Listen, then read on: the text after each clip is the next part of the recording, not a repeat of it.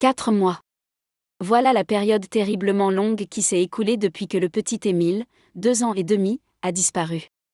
Les enquêteurs sont toujours sur l'affaire pour tenter de savoir ce qui est arrivé au jeune enfant.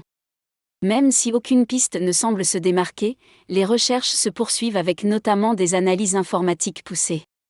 Comme le rapporte le Nouveau Détective, ce mercredi 15 novembre, 36 perquisitions ont été réalisées le 7 novembre, notamment au sein du hameau du Haut-Vernay, où a été vu le garçonnet pour la dernière fois. En effet, les téléphones des occupants de ces maisons ont tous borné dans le fameux secteur le 8 juillet. C'est pour cela que les mobiles utilisés ce jour-là ont été confisqués par les enquêteurs, et que les matériels informatiques leur appartenant ont subi le même sort.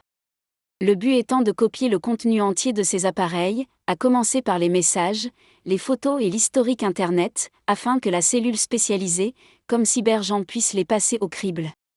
Comme le précisent nos confrères, ce sont les textos échangés par leurs propriétaires qui les intéressent tout particulièrement. En premier lieu, il y a notamment ces éventuels messages ambigus qui pourraient mettre en lumière des rapports conflictuels avec la famille d'Émile.